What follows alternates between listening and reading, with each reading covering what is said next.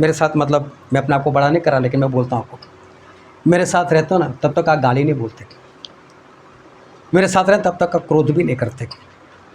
एक डर लगा रहता है, क्या एक है जो हमको देख रहा है, मैं तक इंसान हूँ। इतना ही नहीं, आप आपस में भी एक दूसरे से डरते हो, पाप करते हो, यार कहीं मैंने गलत कर दिया तो ये दूसरा देख लेगा। मैं बोलता हूँ सभी लोग साथ में हो, कम से कम डर के मार भी तो पाप बंद हो जाएगी कि नहीं? हाँ या ना?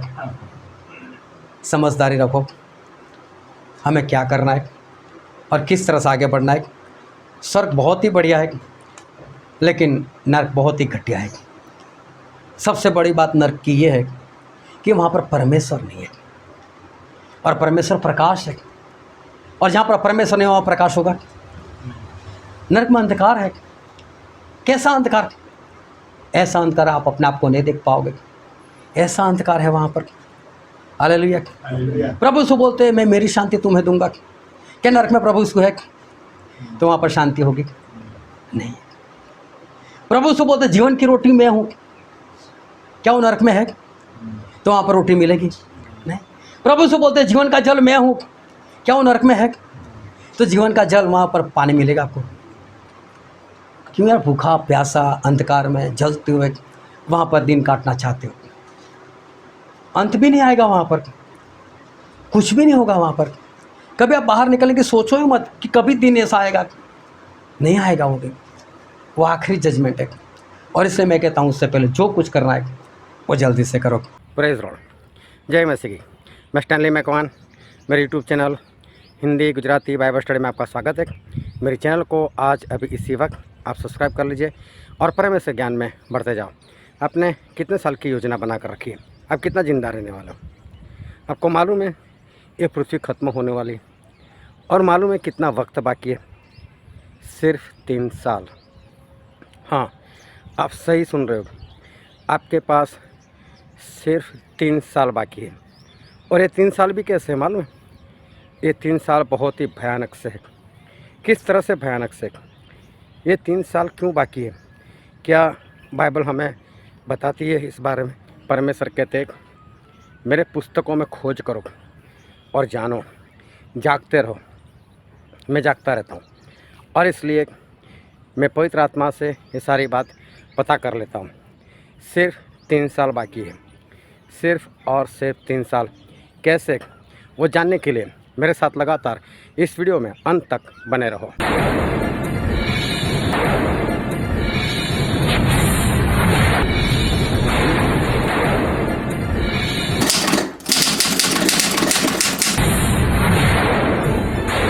हाँ, परमेश्वर के वचन की ओर चले, और बाइबल से मत्ती रचित सुसमाचार उसका 24वां अध्याय और 32 से लेकर 42। अंजीर के पेड़ से यह दृष्टांत सीखो, जब उसकी डाली कोमल होती और पत्ते निकलने लगते हैं, तो तुम जान लेते हो कि ग्रीष्मकाल निकट है। इसी रीति से जब तुम इन सब बातों को देखो तो जान लो कि वह निकट है, वरन द्वार ही पर है। मैं तुमसे सच कहता हूँ कि जब तक ये सब बातें पूरी न हो ले, तब तक यह पीढ़ी जाती न रहेगी। आकाश और पृथ्वी टल जाएंगे, परंतु मेरी बातें कभी न टलेगी। उस दिन और उस घड़ी के विषय में कोई नहीं जानता, न स्वर्ग के दूत और न पुत्र, परंतु केवल पिता। जैसे नूह के दिन पे, वैसा ही मनुष्य के पुत्र का आना भी होगा। क्योंकि जैसे जल प्रलय से पहले के दिनों में, जिस दिन तक कि नूह जहाज पर न चढ़ा, उस दिन तक लोग खाते पीते थे और उनमें ब्याह शादी होती थी। और जब तक जल प्रलय आकर उन सबको बहा न ले गया, तब तक उनको कुछ भी समझ न पड़ा। वैसे ही मनुष्य के पुत्र का आना भी होगा। उस समय 2 जन खेत में होंगे, एक ले लिया जाएगा और दूसरा छोड़ दिया जाएगा। 2 स्त्रियां चक्की पीसती रहेगी, एक ले ली जाएगी और दूसरी छोड़ दी जाएगी। इसलिए जागते रहो, क्योंकि तुम नहीं जानते कि तुम्हारा प्रभु किस दिन आएगा। हालेलुया।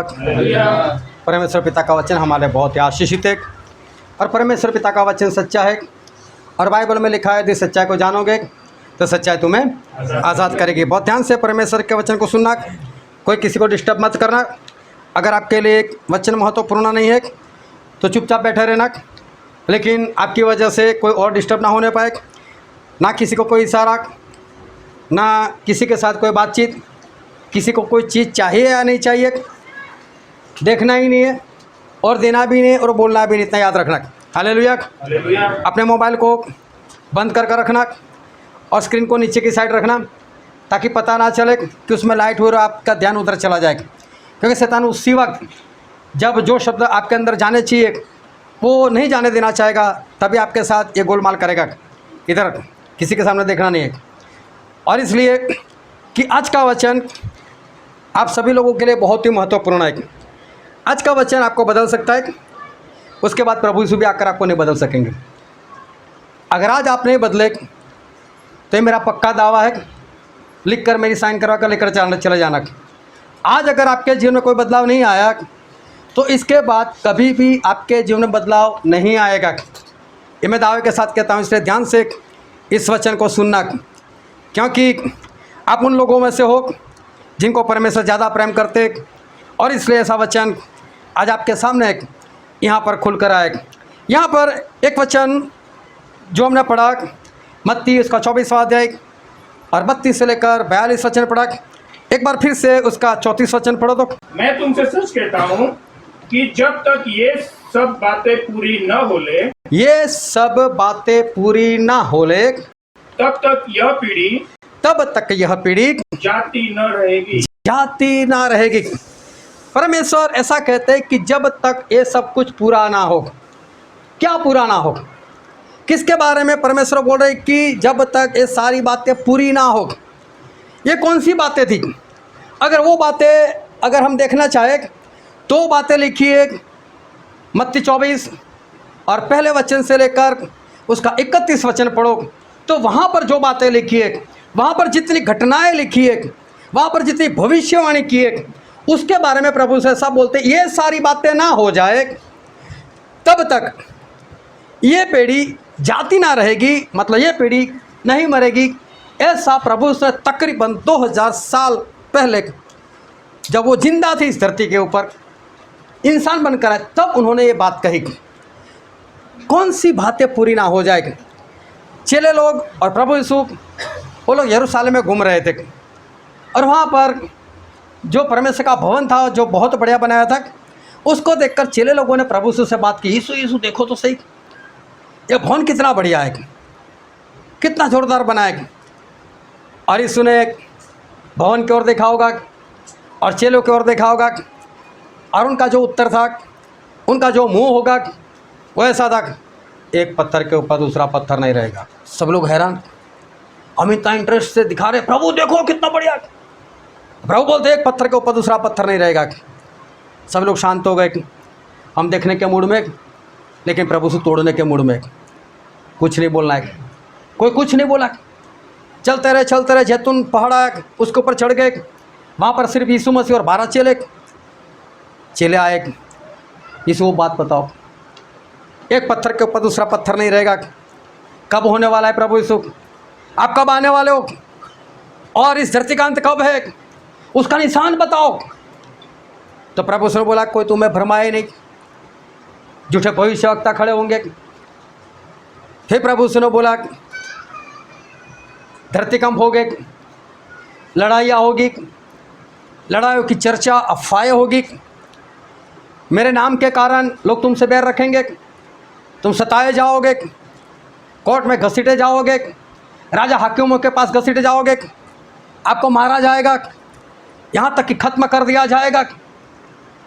और अधर्म के बढ़ने के कारण लोगों का प्रेम, मसीह लोगों का प्रेम, लोगों का मतलब मसीह लोगों का प्रेम ठंडा हो जाएगा। लोग एक दूसरे से बैर रखेंगे, माता पिता बच्चे को पकड़वाएंगे, बच्चे माता पिता को पकड़वाएंगे, भाई भाई को, बहन बहन को पकड़वाएगी, ऐसे हालत होंगे। और प्रभु ने कहा, लेकिन ये तो सिर्फ शुरुआत है, इतने से अंत नहीं होगा, ये शुरुआत है। लेकिन जो कोई अंत तक धीरज धरे रहेगा वो उद्धार पाएगा। फिर प्रभु से कुछ रुक कर उसके आगे की बातें बताने लगे। पहले तो ये सब कुछ होगा और अब उससे आगे बढ़कर बताया कि उजाड़ने वाली घृणित वस्तु, जब उसको आप लोग उस पवित्र जगह पर खड़ी होती हुए देखो, फिर प्रभु उसने कहा जिसके बारे में दानियल भविष्यवक्ता ने बात की है, बोले आप जहाँ पर हो वहीं से भाग जाना, यहूदिया में हो तो पहाड़ों की ओर भाग जाना, और आप घर के छत पर हो तो घर के अंदर अपना सामान लेने के लिए मत आना, आप खेत में कपड़ा निकाल कर काम कर रहे हो अपना कुर्ता पहनने के लिए मत आना, वहीं से भाग जाना, क्योंकि उस वक्त इतना भारी क्लेश होगा जो जगत की उत्पत्ति से आज तक ना हुआ है ना होने वाला है। सोचो वो दिन कैसे होंगे। फिर प्रभु उसने बोला झूठे भविष्यवक्ता बहुत ही खड़े होंगे और बहुत लोग भरमाए जाएंगे, मतलब भरमाने वाले भी ज़्यादा और जो भरमाए जाएंगे वो भी बहुत ज़्यादा। और उस वक्त जो विपत्तियाँ होगी वो इतनी भारी होगी कि आप लोग सहन नहीं कर पाओगे। बोले अगर वो दिन में कम ना करता तो चुने हुए लोगों में से कोई ना बचता। चुने हुए लोग कौन? चुने हुए लोग, चुने हुए लोग वो है जो स्वर्ग में पहुंच गए, और चुने हुए लोग वो है जो स्वर्ग में पहुंचने वाले हैं। आज के बारे में किसी के लिए नहीं कहा जा सकता कि वो चुना हुआ है या नहीं है, क्या मालूम कल उसका जीवन कैसा हो। लेकिन जो स्वर्ग में चले गए, एलिया, अब्राहम, एलीशा, कितने भयानक लोग थे ये लोग। ये लोग बोलते थे आसमान से आग आ जाती थी, मूसा बोलते पानी काला हो बन जाता था। लेकिन प्रभु से बोलते ऐसे लोग भी, चुने हुए लोग भी नाश हो जाए, ऐसी वो परिस्थिति है। और उन्हीं लोगों के कारण, मतलब ऐसे चुने हुए लोगों के कारण ही मैंने वो दिन कम किए हैं ताकि लोग बचाए जाए। समझ में आता है कि कैसी विपत्तियाँ होगी, ये मेरे बोलने से नहीं पता चलेगा, इसके लिए समझ चाहिए। लेकिन प्रभु उसने इतना कहा कि वो विपत्तियाँ इतनी भयानक है कि चुने हुए लोगों भी उसमें फंसकर नाश हो सकते हैं। तो सोचो वो परिस्थितियाँ कैसी होगी जो आदम से लेकर आज तक हुई नहीं और ना होगी। तो सोचो वो परिस्थितियाँ कैसी होगी। और बोले ये सारी विपत्तियाँ चली जाएगी, उसके बाद आसमान से तारे गिरने लग जाएंगे, सूरज अंधियारा हो जाएगा, चांद लहू जैसा हो जाएगा, और तब मनुष्य के पुत्र के निशान, मैं प्रभु सुख का आगमन उस बादलों के ऊपर आते हुए देखोगे। मतलब प्रभु यीशु ने एंटी क्राइस्ट के पहले जो विपत्ति आने वाली है उसकी बात कर ली, फिर एंटी क्राइस्ट खड़ा होगा, उसके बाद कौन कौन सी विपत्ति आएगी वो भी बात कर ली। उसके बाद प्रभु यीशु ने ये बोला कि अब मेरा आगमन भी हो जाएगा। हालेलुया। कोई पढ़ो लोग 29, 30 और 31 वचन। दिनों के क्लेश के तुरंत बाद सूर्य अंधेरा हो जाएगा और चंद्रमा का प्रकाश जाता रहेगा और तारे आकाश से गिर पड़ेंगे और आकाश की शक्तियां हिलाई जाएगी। तब मनुष्य के पुत्र का चिन्ह आकाश में दिखाई देगा और तब पृथ्वी के सब कुलों के लोग छाती पीटेंगे और मनुष्य के पुत्र को बड़ी सामर्थ और ऐश्वर्य के साथ आकाश के बादलों पर आते देखेंगे।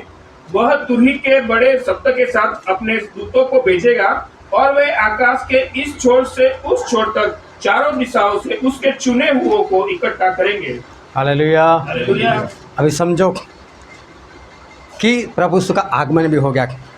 एंटीक्राइस्ट के पहले की विपत्ति आ गई, एंटीक्राइस्ट खड़ा हो गया, उसके बाद की भी विपत्ति आ गई, उसके बाद प्रभु यीशु का आगमन भी हो गया।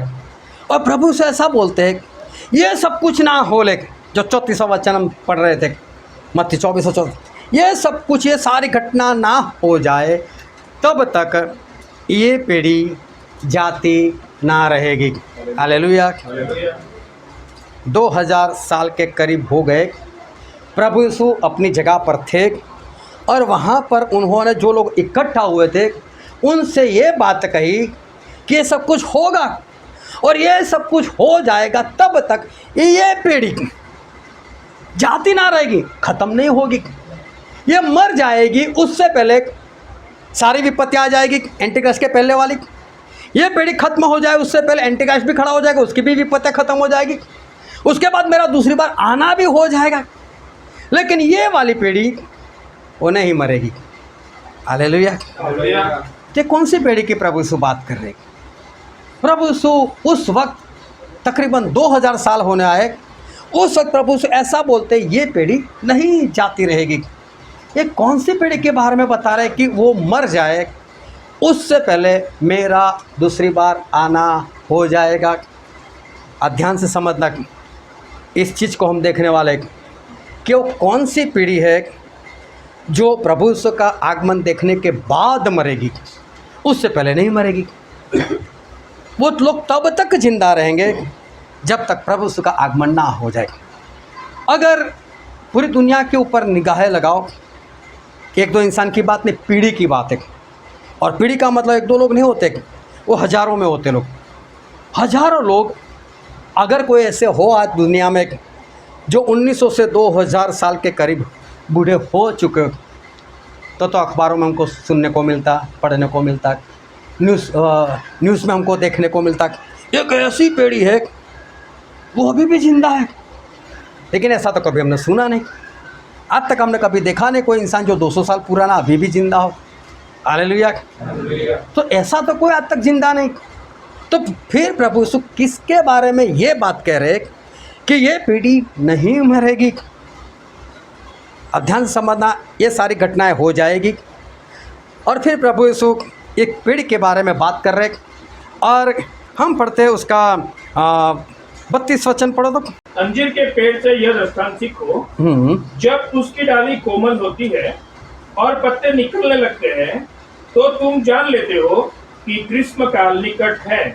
जब अंजीर की डाली कोमल होती है, उसके पत्ते निकलने लगते हैं, तो प्रभु से ऐसा बोलते हैं कि तब आप समझ जाते हो कि ग्रीष्म काल निकट है। फिर आगे, इसी रीति से जब तुम इन सब बातों को देखो, इसी रीति से इन सब बातों को, मतलब एंटिक्राइस्ट के पहले की विपत्ति, एंटिक्राइस्ट के बाद की विपत्ति, ये सब कुछ देखो, तो जान लो हाँ कि वह निकट है, कि वह मतलब मैं निकट हूँ, वरन द्वार ही पर है।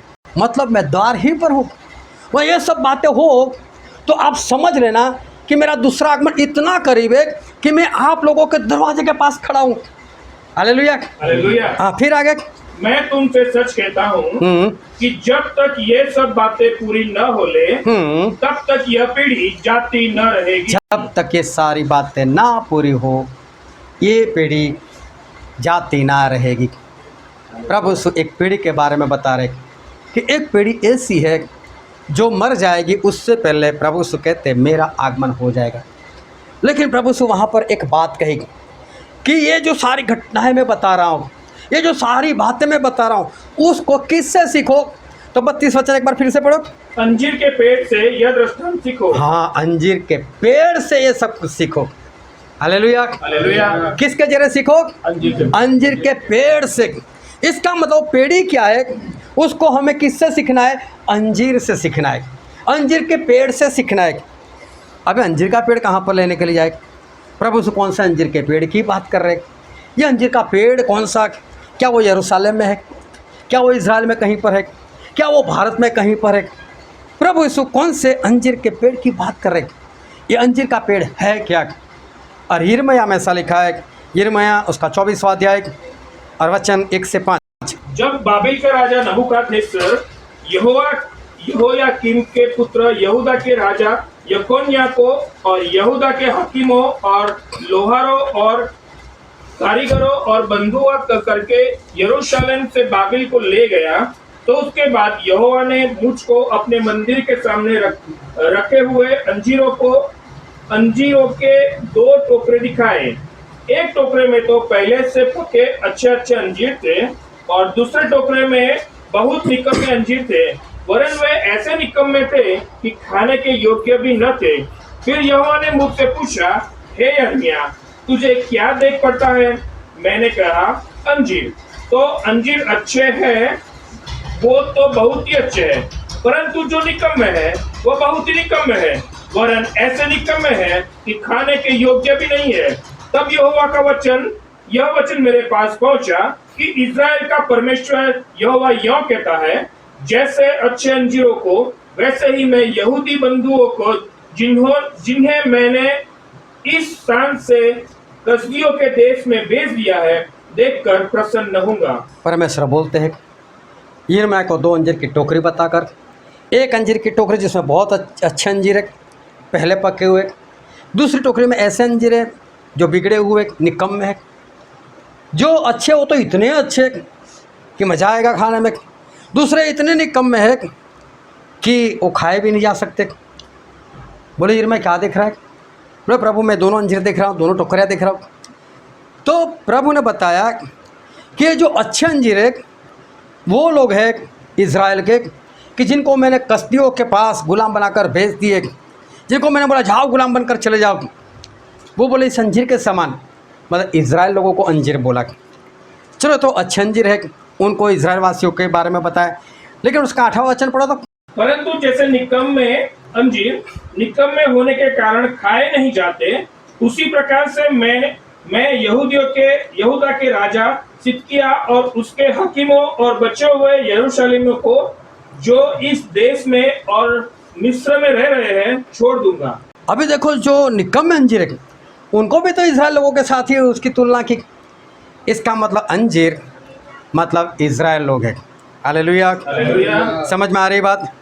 अंजीर के पेड़ से इस दृष्टांत को सीखो। वो पेड़ी कौन सी है उसको हम अंजीर से सीखना चाहते हैं। प्रभु उसने बोला उसको अंजीर से सीखो।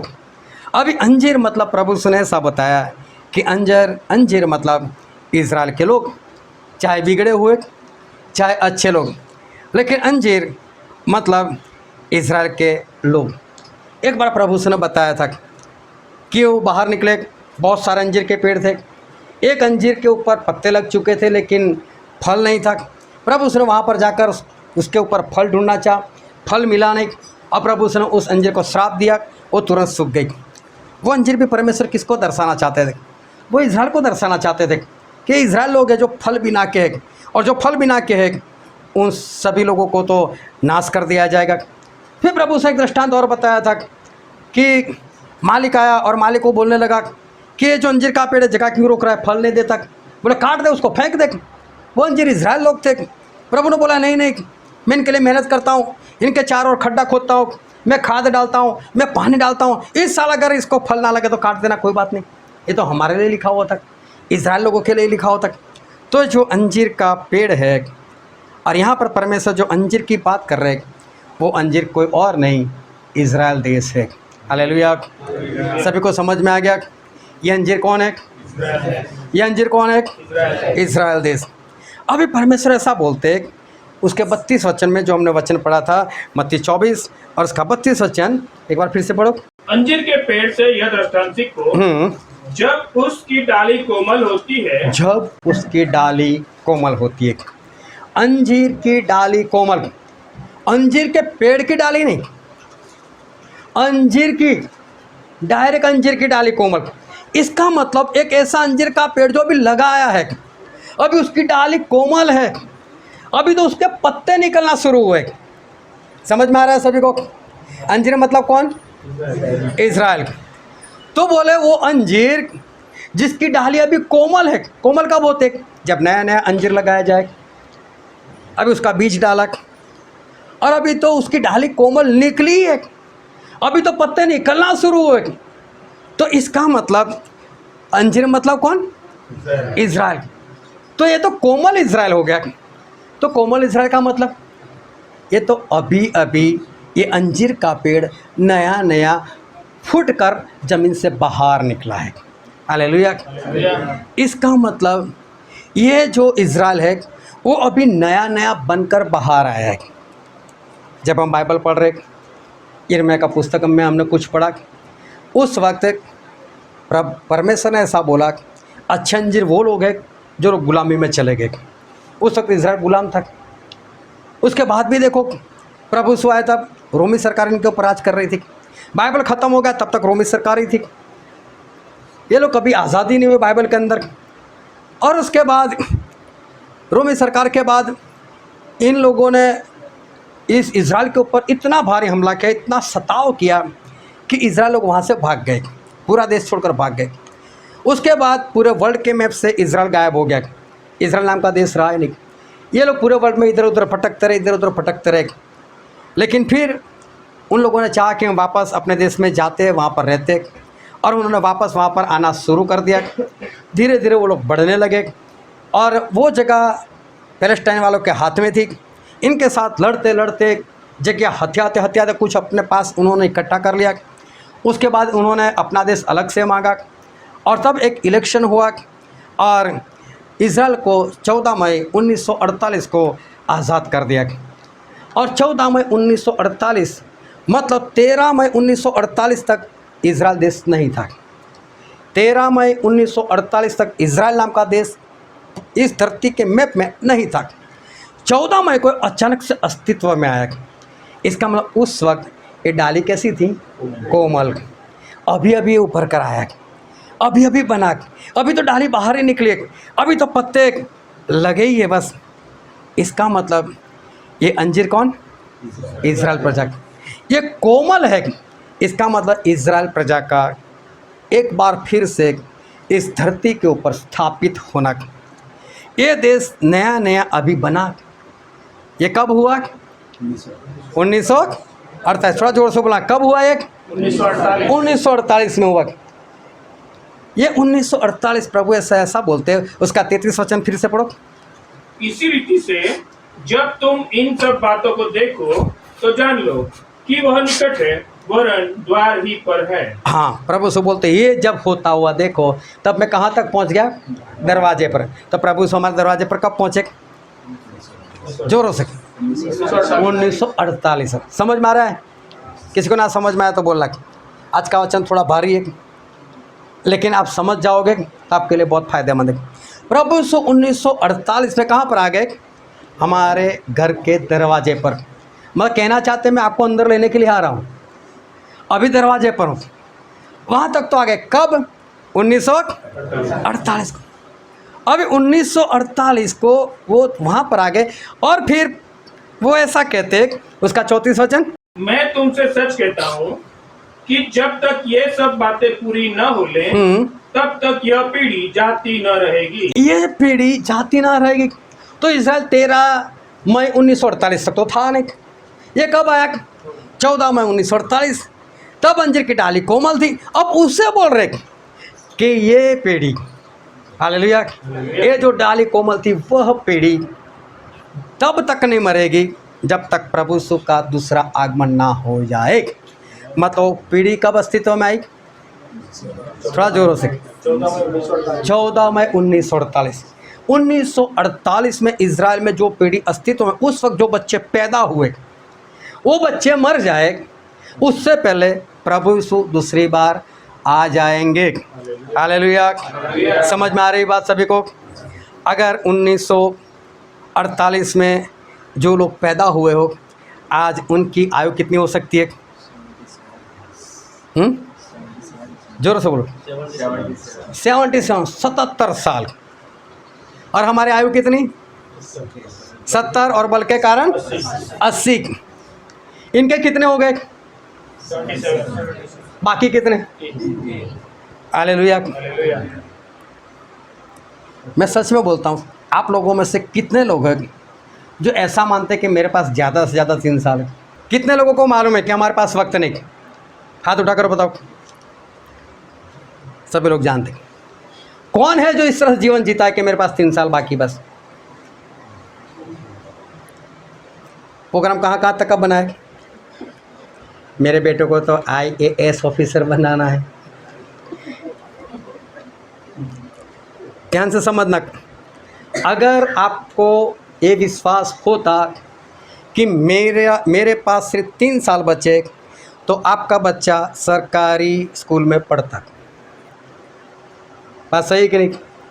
लेकिन कहीं ना कहीं आपको ऐसा नहीं, मेरा बेटा जवान होगा, मुझे कुछ सहायता करेगा, तभी तो अच्छी स्कूल में पढ़ा रहे हो। हालेलुया। चोट मत खाना। लेकिन आज अच्छे से समझना, प्रभु यीशु बोलते हैं कि अंजीर की डाली जब कोमल हो और तब ये सारी बातें, ये जो पीढ़ी है वो जाती ना रहेगी। सारे निशान इस पीढ़ी के सामने पूरे हो जाएंगे। प्रभु से दूसरी बार आ जाएंगे। तब तक 1948 में जो इज़राइल देश अस्तित्व में आया, उस वक्त जो पैदा हुए वो लोग मर जाएंगे, उससे पहले प्रभु का दूसरा आगमन हो जाएगा। हालेलुया। जब तक प्रभु का आगमन ना हो ये पीढ़ी नहीं मर सकती। अब पता चलता है कि हमारे पास वक्त नहीं है, हमारे पास वक्त नहीं। हो सकता है आप में से कुछ लोग अभी भी ऐसा सोचते हो कि क्या मालूम ये जो हमको सिखाया गया ये बात यही कहना चाहती है या कुछ और भी कहना चाहते हो सकता है हमारे ऊपर ज़बरदस्ती ये जो खुलासा है वो ऐसे ही ठोप दिया जाता हो, क्या मालूम। कोई बात नहीं, हम दूसरी जगह से भी इसी बात को देखने का प्रयत्न करेंगे। और बाइबल में एक वचन पढ़ते हैं, प्रकाशित वाक्य उसका 12 अध्याय और पहला वचन पढ़ो तो। फिर स्वर्ग में एक बड़ा चिन्ह दिखाई दिया, हाँ, अर्थात एक स्त्री जो सूर्य ओढ़े हुए थी और चांद उसके पांव तले था और उसके सिर पर 12 तारों का मुकुट था। यहाँ पर एक बात दिखाई दी, एक स्त्री दिखाई दी। अब ध्यान से समझना, हम बहुत डिटेल में नहीं जाएंगे क्योंकि बात कुछ वो हमारा सब्जेक्ट नहीं है। एक स्त्री दिखाई दी और प्रकाशित वाक्य मतलब कोडवर्ड में सब कुछ लिखा है। एक स्त्री दिखाई दी जो सूर्य ओढ़े हुए थी। अब सूरज क्या चादर है कि उसको कोई ओढ़ लेगा, है ना। सूरज कोई चादर नहीं है। लेकिन एक वचन पढ़ते हम, भजन संहिता उसका 84:11, क्योंकि यहोवा परमेश्वर सूर्य और ढाल है, यहोवा अनुग्रह करेगा और महिमा देगा, और जो लोग खरी चाल चलते हैं उनसे वह कोई अच्छी वस्तु रख न छोड़ेगा। हालेलुया। हालेलुया। ये सूरज क्या है? परमेश्वर है। यहोवा परमेश्वर। एक स्त्री दिखाई दी जिसने सूरज को ओढ़ा हुआ था, मतलब सूरज से पूरी तरह से कवर। और यहाँ पर जो हमने पढ़ा वहाँ लिखा परमेश्वर अपनी कोई भी अच्छी वस्तु अपने लोगों से दूर नहीं रखेंगे।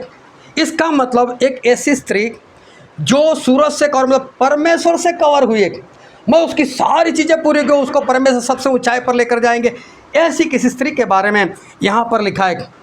और वो स्त्री उसे सूरज को ओढ़ा था, मतलब परमेश्वर की कृपा उसके ऊपर थी, मतलब परमेश्वर ने उसको कवर किया हुआ था, परमेश्वर चारों ओर से उसको ढक कर रखा था। फिर उसका आगे पढ़ा दूसरा वचन, प्रकाशित वाक्य 12 का।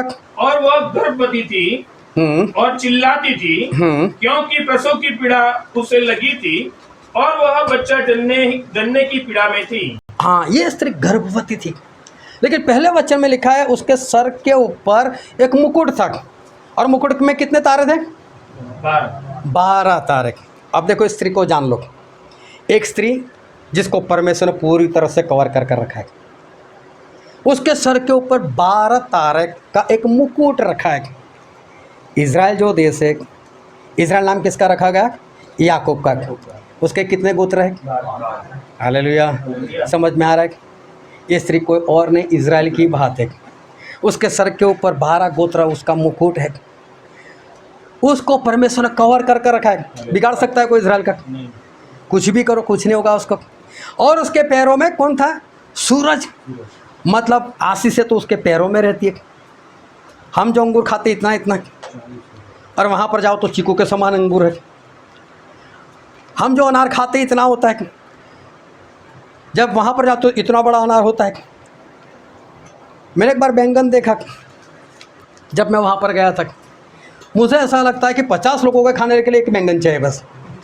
50 लोगों के लिए सब्जी बनाने एक बैंगन बहुत हो गया, इतना बड़ा बैंगन। अभी सोचो सारी आशीष से तो उसके पैरों में पड़ी। तो स्त्री कौन है? ये स्त्री कौन है? इज़राइल है। फिर आगे पढ़ो तो क्या लिखा है? दूसरा वचन फिर से पढ़ो। और वह गर्भवती थी और चिल्लाती थी क्योंकि प्रसव की पीड़ा उसे लगी थी और वह बच्चा जन्ने की पीड़ा में थी। हाँ, ये स्त्री गर्भवती थी। अब ये स्त्री कौन? इज़राइल। वह इज़राइल पर गर्भवती थी। ये गर्भवती का मतलब ये है कि परमेश्वर वहाँ पर पैदा होने वाले थे, प्रभु से इंसान बनकर वहाँ पर आने वाले थे। और ये सबसे पहली भविष्यवाणी उत्पत्ति उसके 3 अध्याय में हुई थी। और परमेश्वर ने कहा था उस सांप को, उस शैतान को कहा था, स्त्री की संतान तेरा सर कुचलेगी। स्त्री और पुरुष का संतान नहीं, स्त्री का संतान, और प्रभु यीशु क्या बनकर आए थे? स्त्री का संतान। ये सबसे पहले भविष्यवाणी प्रभु यीशु यहाँ पर पैदा होंगे इजराइल में, वो सबसे पहले भविष्यवाणी। उसके बाद मूसा ने यह भविष्यवाणी की कि आने वाले दिनों में परमेश्वर मेरे समान एक भविष्यवक्ता तुम में से खड़ा करेगा। फिर यशायाह ने भविष्यवाणी की, कुंवारी गर्भवती होगी और बच्चा जनेगी। तो ये स्त्री जो गर्भवती थी, मतलब इजराइल, वो गर्भवती होना और उसकी पीड़ा से, क्योंकि उस वक्त लोग चाहते थे कब हमारा मसीह आ जाए, कब हमारा मसीह आ जाए। तो एक गर्भवती मतलब प्रभु यीशु को जनने वाली थी। प्रभु यीशु इस धरती पर इंसान बनकर आने वाले थे। फिर आगे बढ़ो।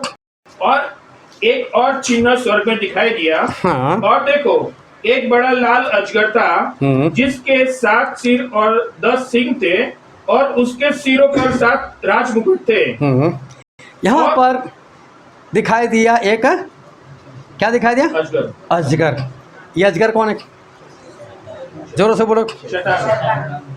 बोला, आप सभी लोगों को शैतान को कितना अच्छे से जानते हो? इतना अच्छे से अगर परमेश्वर को जान लिया होता तो अजगर नाम आया, पता चल गया यही शैतान। लेकिन परमेश्वर ने बोला कि स्त्री की संतान, वो समझ में नहीं आता।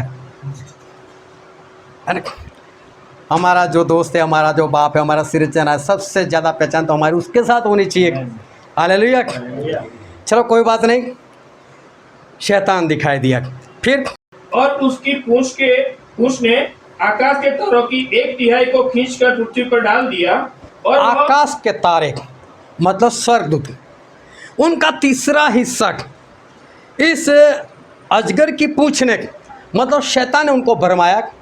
चलो नीचे चलते, नीचे तो इंसान की अच्छी अच्छी लड़कियां हैं, चलो उनके साथ मैं तुम्हारी शादी करवा दूंगा, वहाँ पर व्यभिचार करना है।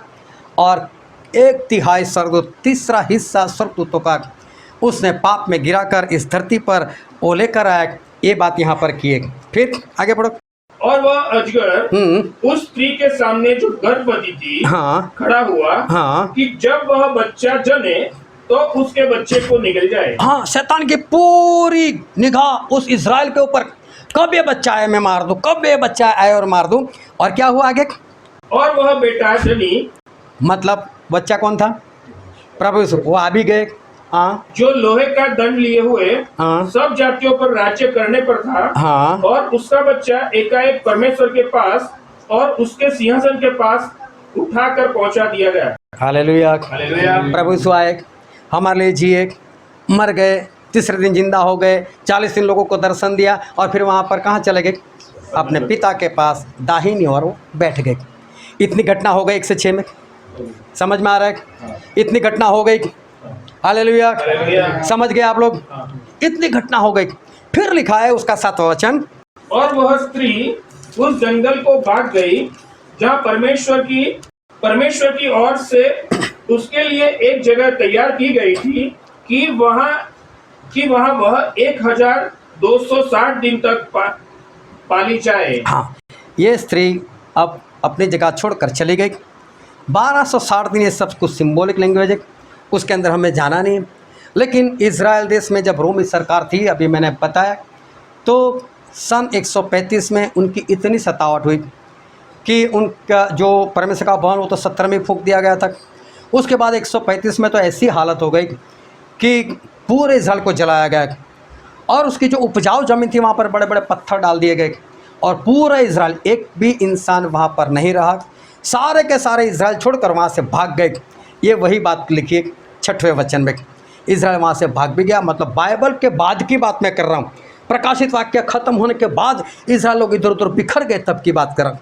इतनी घटना हो गई। फिर स्वर्ग पर लड़ाई हुई। फिर स्वर्ग में लड़ाई हुई। मिकाएल और उसके स्वर्गदूत अजगर से लड़ने को निकले, और अजगर और उसके दूत उससे लड़े, परंतु प्रबल न हुए, और स्वर्ग में उनके लिए फिर जगह न रही। Hallelujah, hallelujah, hallelujah. हालेलुया। ध्यान से समझ दो, मिकाएल, उसके स्वर्गदूत, और अजगर, शैतान और उसके दूत, वो दोनों के आपस में लड़ाई हुई। लेकिन ये शैतान वाले प्रबल नहीं हुए, और उनको डाल दिया गया, और फिर उनको स्वर्ग में जगह नहीं मिली। और आगे, और वह बड़ा अजगर अर्थात वही पुराना सांप जो इब्लीस और शैतान कहलाता है और सारे संसार का भरमाने वाला है, पृथ्वी पर गिरा दिया गया। हालेलुया। हालेलुया। पृथ्वी पर गिरा दिया गया। किसको? शैतान। शैतान को। अभी मालूम है आप लोग क्या समझते हो कि शैतान स्वर्गदूत था, वो परमेश्वर की आराधना करवाता था। एक दिन उससे घमंड आया और परमेश्वर उसको उठाकर फेंक दिया। लेकिन बाइबल में क्या है? एक लड़ाई हुई है ना, उस लड़ाई के बाद फेंका गया। घमंड के बाद फेंका दिया ऐसा तो लिखा ही नहीं।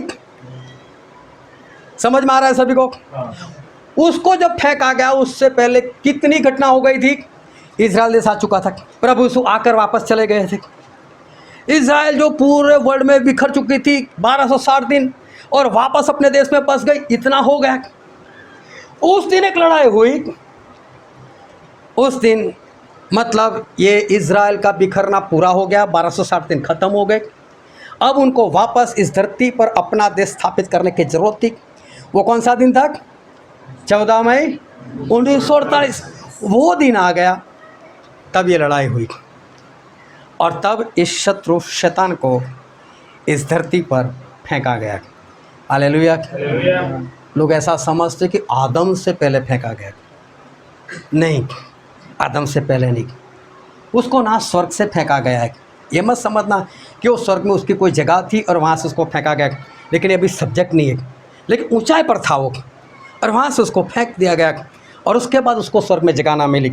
अगर आदम से पहले स्वर्ग में जगह ना मिली होती तो अय्यूब के वक्त वो ऊपर ना जाता है ना। यहाँ पर लिखा है स्वर्ग में उसको फिर जगह ना मिली। ये बात की बात है। अभी देखो उसको गिराया तो गया, फिर उसका 12 वचन पढ़ दो।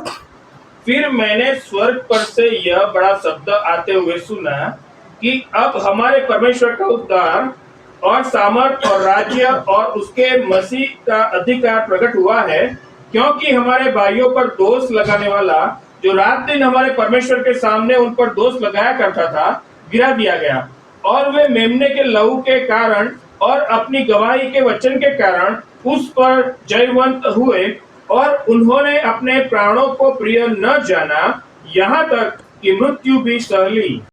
12 वचन। इस कारण हे स्वर्गो और उनमें के रहने वालों मगन हो, हे पृथ्वी और समुद्र तुम पर हाय, क्योंकि शैतान बड़े क्रोध के साथ तुम्हारे पास उतर आया है। शैतान बड़े क्रोध के साथ तुम्हारे पास उतर आया है। हाँ, क्योंकि जानता है, क्योंकि शैतान ऐसा जानता है कि उसके पास थोड़ा ही समय और बाकी है। हालेलुया। हालेलुया। समझ रहे हो? जब उसको गिराया गया, जब उसको फेंका गया, तब उसको पता चल गया अब मेरे पास वक्त नहीं। तो ये आदम से पहले होता ना तो ऐसा बोलता अभी तो बहुत वक्त है। लेकिन कब उसको गिराया गया? जब इजराइल वापस स्थापित हो गया 1948 में, तब एक लड़ाई हुई थी। अब ध्यान से समझना, एक लड़ाई हुई थी जो 7वें वचन में लिखा है कि मिकाएल उनके स्वर्गदूत, मिकाएल मतलब प्रभु यीशु, और शैतान और उसके दूत, वो दोनों आपस में लड़े। अभी मैं बोलता हूँ कि प्रभु यीशु दूसरी बार जब आएंगे और शैतान को मारेंगे, किसी को मालूम है किस तरह से उसका नाश करेंगे? हाँ, जोर से, अपने फूंक से। अभी उस वक्त लड़ाई क्या परमेश्वर तलवार लेकर निकलोगे? चलो आजा दिखाता हूँ। जो फूंक मारो शैतान मर जाए, तो क्या उस वक्त कोई लड़ाई हुई होगी? आज भी लड़ाई चलती है। देखना कभी आप बाहर जाना और चाहे घर में रहना। चलो मैं पति पत्नी का उदाहरण ले लेता हूँ। पत्नी को किसी बात से क्रोध आ गया, किसी बात से क्रोध आ गया, उसने आज बोला क्यों मेरे साथ शादी की, आप ऐसा ही करते हो। चलो उसके जरिए कौन बोला? जोरों से बोलो, पूरे सुनो आवाज। चलो कोई बात नहीं, अभी ये भी गुस्सा हो गया कि मेरे सामने बोलती है। ये किसने बोला? बहनों बोलो यार। अभी ध्यान से समझना, शैतान ने दोनों का इस्तेमाल किया। लेकिन मैं बोलता हूँ आपके घर में आपके साथ ऐसा कई बार हुआ। उस वक्त एक और आवाज़ आ रही थी कि नहीं बेटे चुप हो जा, आया ना? वो किसकी आवाज़ थी? यही तो लड़ाई चल रही है परमेश्वर और शैतान की। वो आप मेरे कर दें, बोल बोले और गाली बोल दें, बेटे शांत, बेटे शांत, बेटे शांत। और प्रभु अभी इधर बैठो, अभी तो मैं इसको दिखाता हूँ। तो लड़ाई तो चल रही थी। ये लड़ाई वो है, उस वक्त ऐसा हुआ था, यूएनओ जो है उन्होंने पूरे वर्ल्ड में जितने भी देश थे उनको बुलाया, बोले ये इजराइल वाले और ये पैलेस्टाइन वाले लड़ते झगड़ते रहते, इनका मामला ख़त्म करो। बोले तो बोले इजराइल को देश बनाया जाए ना बनाया जाए, इलेक्शन करते हम लोग, सभी देशवासी आओ। बोले सभी देश का एक एक मुखिया आए और हम इलेक्शन करते।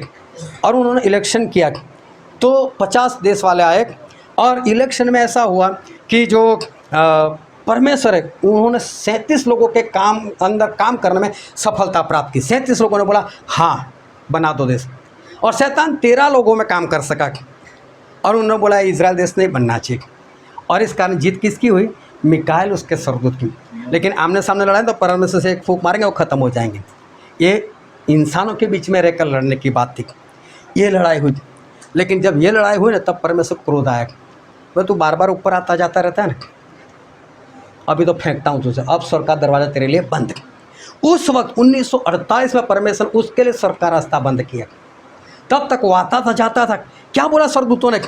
पढ़ो तो उसका 11 वचन, 10 और 11 वचन। फिर मैंने स्वर्ग पर से यह बड़ा शब्द आते हुए सुना कि वह हमारे परमेश्वर का उद्धार और सामर्थ्य और राज्य और उसके मसीहा का अधिकार प्रकट हुआ है, क्योंकि हमारे भाइयों पर दोष लगाने वाला जो रात दिन हमारे परमेश्वर के सामने उन पर दोष लगाया करता था गिरा दिया गया। हाँ, ये बार बार जाता था और वैसे ही तेरी भक्ति करता है, बिना कारण भक्ति करता है, तो उसको आशीष देता है।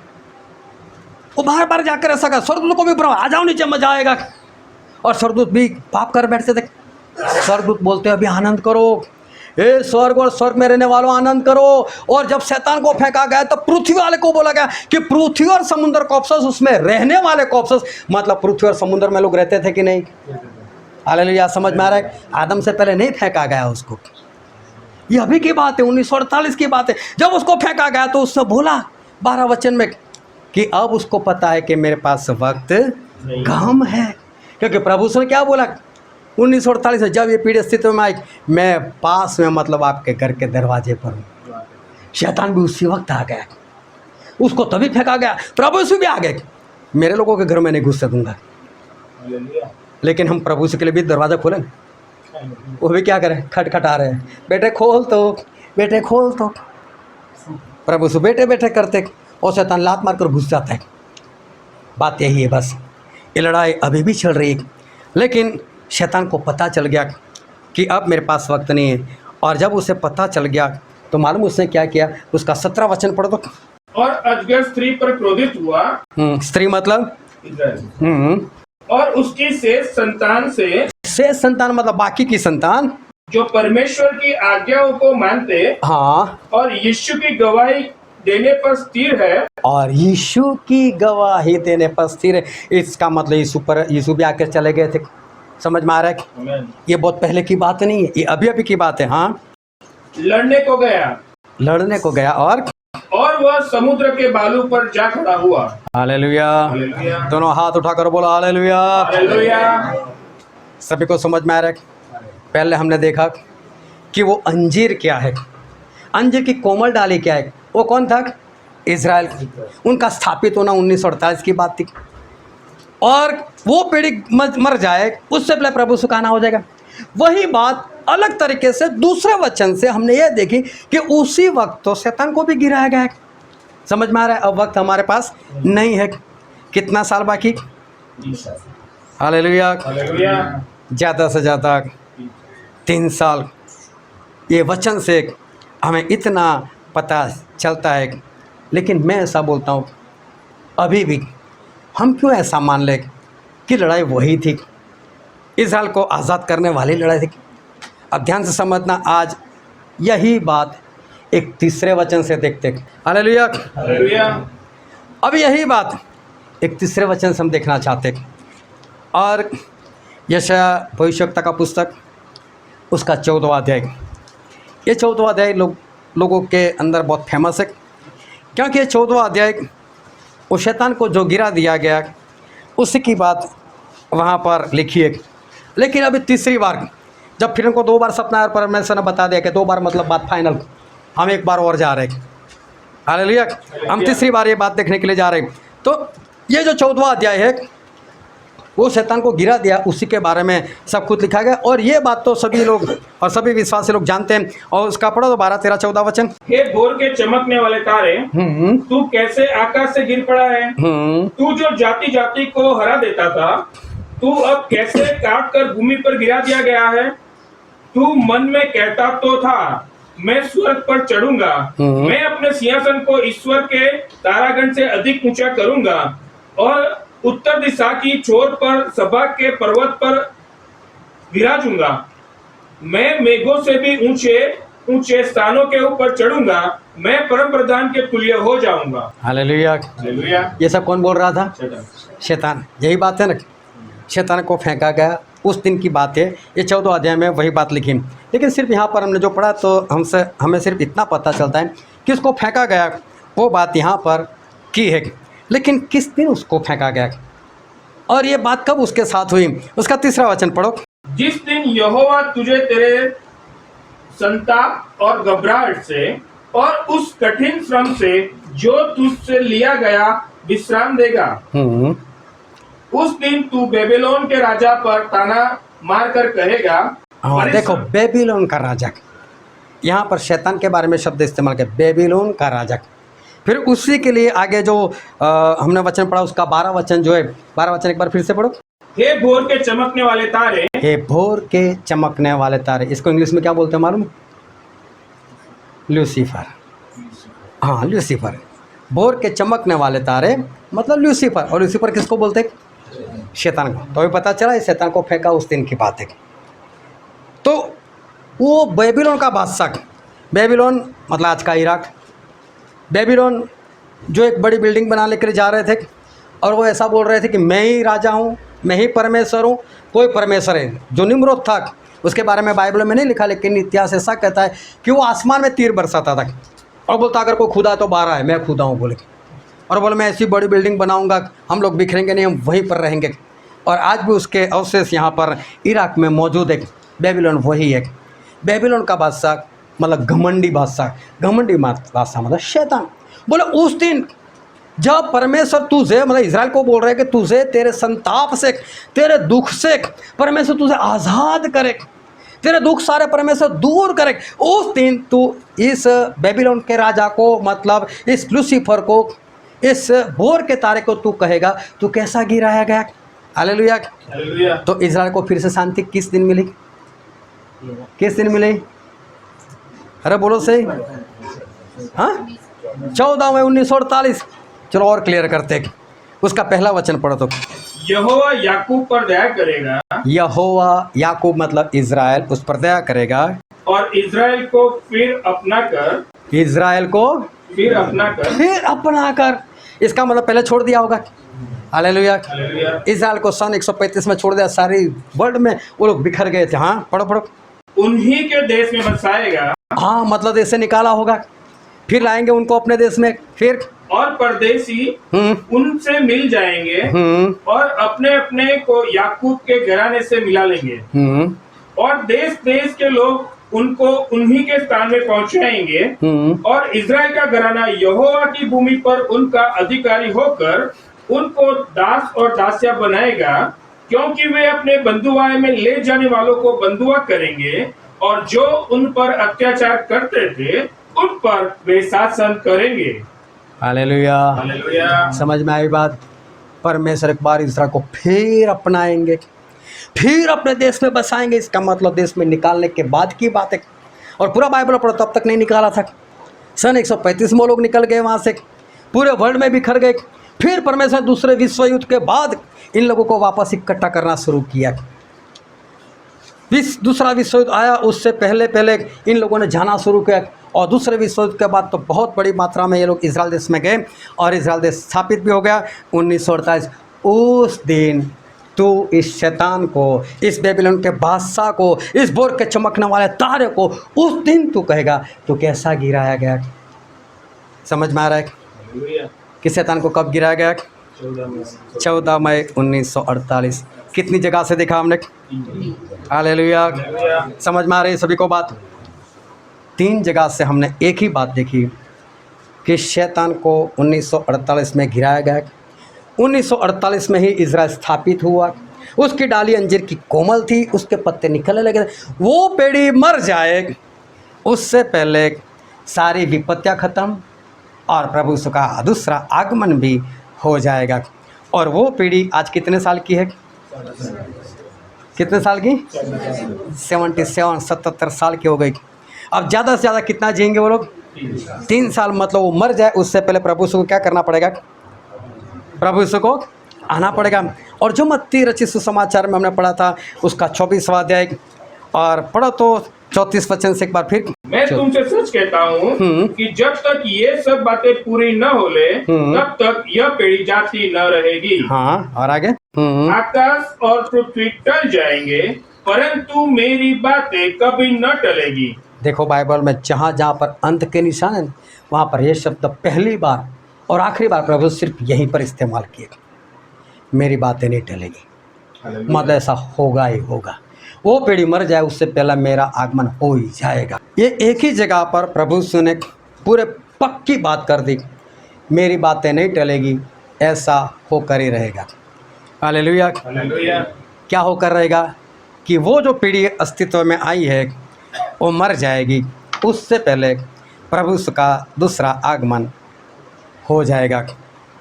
सोचो हमारे पास ज़्यादा से ज़्यादा कितना वक्त रह गया? 3 साल। अभी 3 साल के बारे में अगर मैं बात करूं आप लोगों को कि 3 साल कितने भयानक है, आप जानते नहीं उसको। मैंने एक वीडियो बना कर रखा है, उसको कभी देख लेना। 2 वीडियो बना कर रखा है और तीसरा बना कर रख दूंगा कि 2025 से लेकर 2027 तक कैसी कैसी विपत्तियाँ इस धरती पर आएगी, कभी सुनना उसको। इतनी भयानक बातें और होकर रहेगी। और अगर पिछले दिनों में याद करो, मैंने जितना बोला था उतना हुआ था। लेकिन एक आखिरी बात आज की मैं बताता रहा हूँ कि मैंने बोला था कि पाकिस्तान पर इंडिया इस तरह से हमला करेगा, पाकिस्तान नहीं रहेगा। हो गया, अभी बस हमला करना ही बाकी है। बोल दिया परमाणु बम डालेंगे हम। पूरी दुनिया, पूरे इंडिया में जाकर देखो, बांग्लादेशियों को निकाल रहे, बोले निकलो यहाँ से, पाकिस्तान को निकाल, बोलो भागो यहाँ से, हम हमला करने वाले। चेतावनी दे दी। ट्रंप ने क्या बोला? हम तुम्हारे साथ एक। इजराइल ने क्या बोला? मोदी हम तुम्हारे साथ एक, मार दो उनको। अभी मैं बोलता हूँ हम तो पाकिस्तान में नहीं है, लेकिन पाकिस्तान पूरा साफ हो जाएगा, क्या उसकी असर हमको नहीं होगी?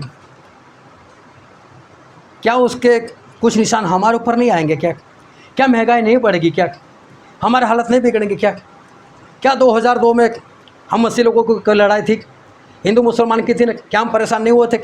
हम घर में बंद नहीं हो गए थे? क्या समझना कि ये 3 साल बहुत ख़तरनाक है। ये 3 साल का आखिरी दिन जब प्रभु संग है, वही हमारे लिए अच्छा है। लेकिन आने वाले दिन बुरे हैं, ऐसा प्रभु ने बार बार कहा है। वो तो मोदी जी कहते हैं कि दिन अच्छे आएंगे, लेकिन प्रभु ने कभी भी बाइबल में ऐसा नहीं बोला। हर बार प्रभु ने ऐसा बोला, आने वाले दिन बुरे हैं, तो बुरे दिन के लिए तैयार हो। ये जितने भी प्रचार करते हैं, आप धनवान हो जाओगे, आप आशीषित हो जाओगे, आपका अच्छा हो जाएगा, ये सारे झूठे। क्योंकि प्रभु ने बोला ही नहीं, उन्होंने तो ऐसा ही बोला है कि दिन बुरे हैं, तो दिन हमारे बुरे आने वाले। अभी ज़्यादा से ज़्यादा 3 साल। लेकिन मैं बोलता हूँ, क्या ये बात मानने में आती है? सुन तो लेते हैं, आपका मन और आपका दिमाग, मैं स्पष्ट बोलता हूँ, वो मानने के लिए तैयार नहीं होता है। अगर आप इसकी गंभीरता समझते ना, आप पति पत्नी कभी ना लड़ते। अगर आप इस बात की गंभीरता समझते ना, आपके परिवार में शांति बनी रहती। अगर आप इस बात की गंभीरता समझते ना, एक मीटिंग ना छोड़ते।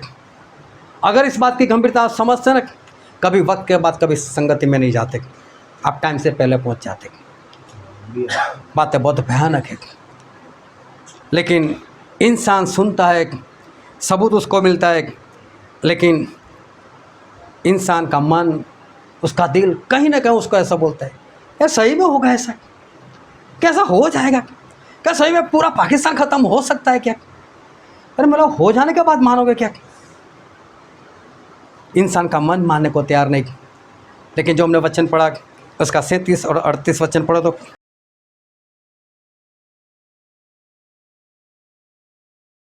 जैसे नूह के दिन थे वैसा ही मनुष्य के पुत्र का आना भी होगा। क्योंकि जैसे जड़ प्रलय से पहले के दिनों में जिस दिन तक कि नूह जहाज पर न चढ़ा उस दिन तक लोग खाते पीते थे और उनमें ब्याह शादी होती थी। यहाँ पर लिखा है कि जल प्रलय आया तब तक इनमें शादी होती थी, ब्याह होता था। प्रभु यीशु ने हर बार खुद के दिन की बात की, जबकि कि मैं आने वाला हूँ, उन दिनों की तुलना प्रभु यीशु ने नूह के दिन के साथ की है। क्या हुआ था नूह के वक्त? नूह 500 साल के थे। परमेश्वर ने ऐसा बोला, अपने लिए जहाज़ बना, अपने बचने के लिए। नूह जहाज़ बनाने में लग गए। बाकी लोग शादी करते थे, करवाते थे, खाते थे, पीते थे।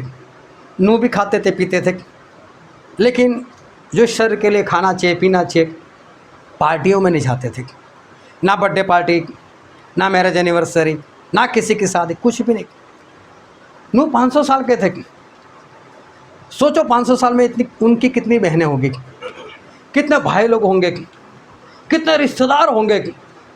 मैं बोलता हूँ दिन में कम से कम 10-10 लोगों की बर्थडे आती होगी, ज़्यादा नहीं तो 10-10 लोग बोल रहे नूह दादा, नूह दादा, नूह चाचा, नूह मामा, आओ ना बर्थडे पार्टी। नहीं आता, चल जहाज बनाना है, ये बन जाएगा, बाद में देखूंगा, पहले ये बनाना है, पहले इसको कंप्लीट करना है। क्या कभी आपने ऐसा सोचा कि मैं मेरे बचने के लिए मुझे जितना करना है पहले उतना मैं कर लूँ, बाद में शादी में, बाद में पार्टी में।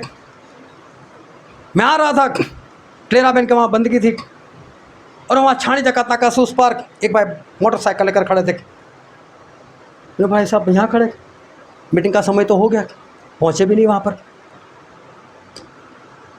मैं बोलता हूँ ये लापरवाही क्यों, ये बेदरकारी क्यों इतनी? क्योंकि सीखते तो है, समझते तो है, ये मन नहीं मानता। सही में ऐसा होगा? सही में हमारे पास वक्त नहीं। लेकिन वो तो वही सोच रहे थे, पहले मेरा जहाज़ बन जाए, उसके बाद जहाँ पर घूमना है मैं वहाँ घूमूंगा, लेकिन एक बार मेरी जगह तो हो जाए, मैं वहाँ पर चला तो जाऊँ। लेकिन जैसे ही जहाज़ कंप्लीट हुआ, बहुत लोग आए, कई लोग ने इनविटेशन दिया, पार्टी है, तो कई लोगों ने पूछा, ए नूह दादा क्या कर रहे हो? बेटे जहाज़ बना रहा हूँ। अच्छा, पागल हो गए? नहीं। बोले क्यों? बोले जहाज़ कोई यहाँ पर बनाता है, समुद्र के किनारे बनाते हैं। अरे तेरी बात सही है, लेकिन परमेश्वर ने मुझे बोला बरसात आएगी। नूह, बरसात मतलब? और ऊपर बादल आएंगे, पानी आएगा, क्योंकि तब तक बरसात नहीं होती थी। बरसात उन लोगों के लिए अनहोनी बात थी। बरसात शब्द सुना नहीं था। नूह ने एक बार सुना, मान लिया होगा, जो भी होगा, बरसात आएगी तो आएगी, चलो, धरती डूब जाएगी, डूब जाएगी। लोगों को भी बोला, वे कैसी पगले जैसी बात करता है, नूह तो सठिया गया, तेरे 500 साल हो गए, तेरा दिमाग अब ठिकाने नहीं रहा। अरे कम से कम ये तो देखो कि लकड़ तो अच्छे से काट रहा है, कम से कम ये तो देखो जहाज सही बना रहा है, तो इसका दिमाग तो सही होगा। फिर पागल होगा तो दूसरा काम भी तो पागलपन से ही करेगा। लेकिन देख रहे कि जब जहाज तो नाप नाप कर सही बन रहा है, इसका मतलब सठिया नहीं गया, तो मान लो इसकी बात। नहीं माने, नहीं समझे। होता होगा, बरसात आती होगी, आज तक नहीं देखी। तूने कभी बरसात देखी? नहीं देखी। तो फिर पागल हो गए। अरे लेकिन बोला है मुझसे परमेश्वर ने, लेकिन लोगों के दिमाग में बात नहीं घुसी। मालूम है नूह के बारे में क्या लिखा है? 2 पत्रस 2 अध्याय उसका 5 वचन पढ़ो तो। और प्रथम युग के संसार को भी न छोड़ा, वरन भक्तिहीन संसार पर महा जड़ प्रलय भेजकर धर्म के प्रचारक नूह समेत 8 व्यक्तियों को बचा लिया। धर्म के प्रचारक, इसका मतलब नूह क्या थे? प्रचारक थे। खड़े हो जाते थे लोग, आते थे, ए नूह क्या कर रहा है, और नूह अपना काम रखते। ए भाइयों और बहनों, मुझे परमेश्वर ने वचन दिया है, मुझे परमेश्वर ने दर्शन दिया है, मुझे परमेश्वर ने मेरे साथ बात की है, बरसात आने वाली है, पूरी धरती डूब जाएगी, आप मानो, जहाज में मेरा साथ दो, जहाज बनाओ, इसके ऊपर खर्चा करो, मेरी सहायता करो, हम सारे लोग इसमें घुस जाएंगे और हम लोग बच जाएंगे। धर्म का उपदेशक आज्ञा मानना सिखाते थे, मेरे साथ करो, ये बचने का काम करो। वो लोग बोलते पागल है, छोड़ो, नहीं होने वाला ऐसा कुछ। हमने नहीं देखी बरसात, उसने नहीं देखी, हालेलुया, हालेलुया, हालेलुया। हालेलुया। आज भी नूह की सिर्फ इज्जत होती है बाहरी, मानते कौन है? कौन आगे आ रहा है? कौन आगे आ रहा है उस जहाज के लिए? कौन ऐसा बोलता है कि हाँ मैं जहाज के लिए तैयार हूँ? कितना खर्च है जहाज का? कितने खिल्ले चाहिए बोलो? कहाँ पर हाथ लगाना है? कौन सा पाटिया उठाना है? बताओ। कर रहा है आज कोई? आज भी वही है, आज भी ऐसा ही हो रहा। क्या किसी ने माना? नहीं माना। और उसका 39 वचन पढ़ो तो, जो वचन हमने पढ़ा था मत्ती 24 और 39। और जब तक जड़ प्रलय आकर उन सबको बहा न ले गया, जब जल प्रलय आकर उनको बहाकर नहीं ले गया, तब तक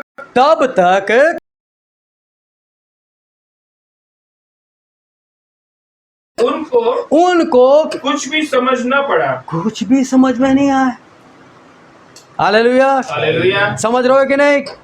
किसको समझ नहीं आया? नूह के बाकी के लोग जो थे ना, उनको कौन पागल ठहरा? बाकी लोग पागल ठहरे, ना समझ कौन ठहरे? और नूह समझदार थे। जबकि पागल किसको बोल रहे थे? बात यही है, परमेश्वर के लोग पागल होते हैं।